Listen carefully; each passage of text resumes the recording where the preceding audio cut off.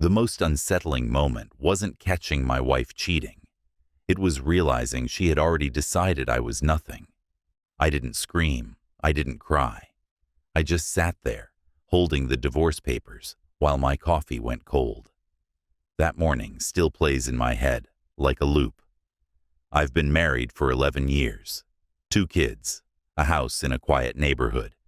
The kind of life people think is stable just because nothing looks broken from the outside. I worked a lot. 2 jobs, actually. One during the day at my tech company, another consulting job at night. Emily, my wife, thought I did it because we needed the money.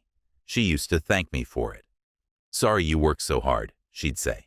"I just want to give you and the kids a good life," I'd answer. That part was true. What she didn't know was that money was never the problem. Years ago, before we married, I helped start a technology company. Not a startup in a garage kind of thing, but a serious global build.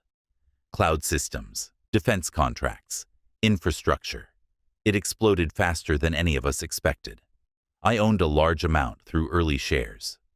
Before the wedding, my lawyers helped me place most of it into long-term trusts and holding companies.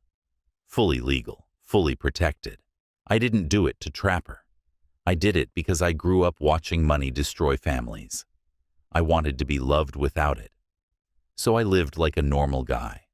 Modest house, used cars, no luxury trips, just work, kids, and home. And for years, Emily seemed happy. Things started changing slowly, which is probably why I ignored it.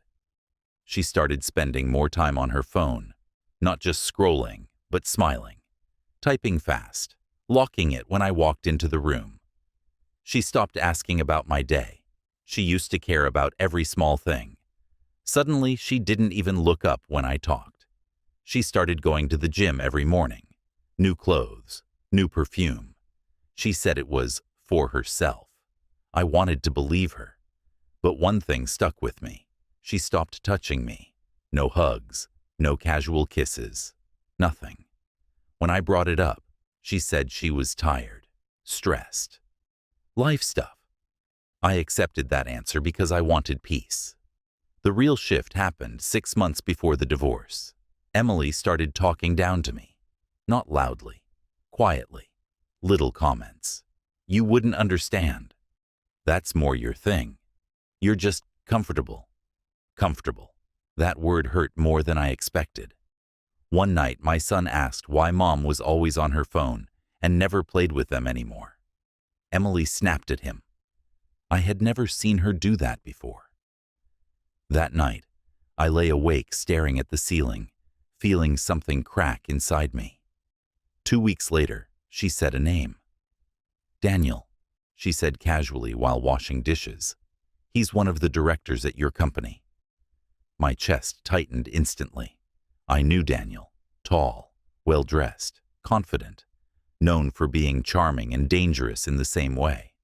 Divorced, more than once. I asked how she knew him. She said, "Company dinner when you were traveling." That part checked out. But my gut didn't. The next morning, I called a divorce lawyer. I didn't even know why at first. I just needed someone who wouldn't lie to me. When I explained my situation, he listened quietly. Then he asked if I wanted to protect myself or pretend everything was fine. I asked what he meant. He said, "Hire a private investigator." I did. I went back to normal life like nothing changed. That was the hardest part. I made lunches. I did school drop-offs. I worked late. I kissed Emily on the cheek every morning. She barely noticed. While I played husband and father, someone else was watching my wife. The first report came back with dates and times. Emily wasn't going to the gym.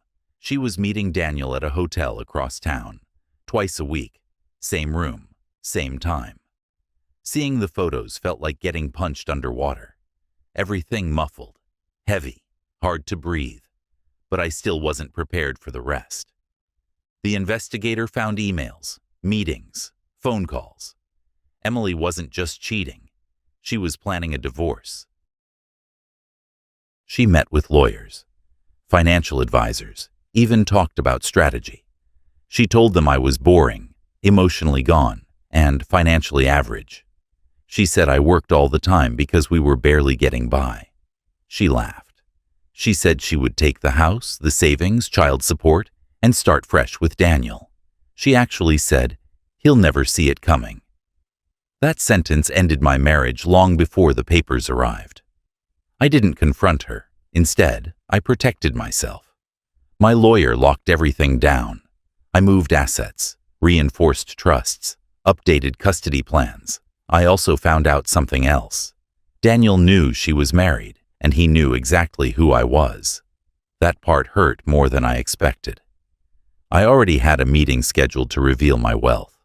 I planned to do it as a family thing, something honest, something hopeful. I didn't cancel it. I waited. The divorce papers came on a Tuesday morning. Kids at school. Quiet house. Emily sat across from me at the table like she was delivering bad news to a stranger. "I'm not happy," she said. "I think we've grown apart." She slid the papers toward me. I looked at her and realized she felt nothing. I nodded. "Okay," I said. She looked confused, almost disappointed. She expected a fight. That afternoon, we met at my lawyer's office. Emily came confident. Her lawyer talked about assets, support, custody, like it was already decided. Then my lawyer spoke. He explained everything: the trusts, the companies, the valuation, the protections. The room went silent.